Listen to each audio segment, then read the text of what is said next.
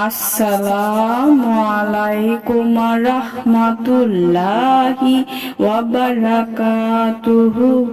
সুপ্রিয় সম্মানিত দর্শক ও শ্রোতা, আশা করি মহান রব্বুল আলামিনের দয়ায় আপনারা সকলেই ভালো আছেন। সুপ্রিয় সম্মানিত দর্শক ও শ্রোতা, আজকে হযরত আব্দুল্লাহ ইবনে আব্বাস রাদিয়াল্লাহু তাআলা আনহু থেকে একটি ঘটনা বর্ণনা করব। ঘটনার শিরোনাম হচ্ছে, আমরা কোরআন ও হাদিসের জ্ঞান জমা করি। সুপ্রিয় সম্মানিত দর্শক ও শ্রোতা, আপনাদের নিকট অনুরোধ থাকবে ঘটনাটি শেষ পর্যন্ত শোনার।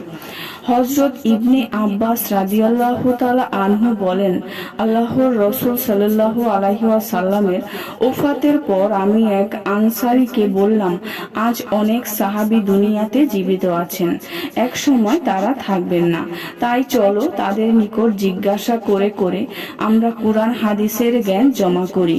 সে বলল, ইবনে আব্বাস, তোমার উপর আমার বিস্ময় হয়। তুমি কি মনে করো এত জ্ঞানী গুণী ও বড় বড় সাহাবায়ে একরাম থাকতে তোমাকে কোনো দরকার পড়বে? কেউ তোমার কাছে ইলম শেখার জন্য আসবে? সে আমার কথা মানল না, এমনটা করতেও রাজি হলো না।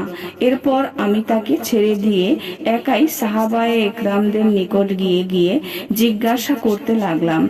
যখনই আমি জানতে পারলাম যে অমুক সাহাবার নিকট একটি হাদিস রয়েছে আর তিনি তা বর্ণনা করেন, তখনই আমি তার নিকট দৌড়ে যেতাম, তার নিকট হতে সে হাদিস জেনে নিতাম।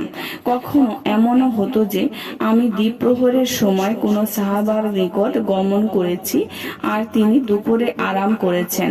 এরপর আমি তার দরজাতেই চাদর বিছিয়ে বসে পড়তাম। বাতাসের দারুণ ধুলাবালু আমার নাকে মুখে প্রবেশ করত। রোদের তাপে আমার কষ্ট হতো, তবুও আমি সেখানেই বসে থাকতাম। আরাম শেষে যখন তিনি ঘর থেকে বের হতেন, তখন আমাকে দরজায় দেখে আশ্চর্য হয়ে যেতেন। বিস্ময়ে আমাকে আসার কারণ জিজ্ঞেস করতেন।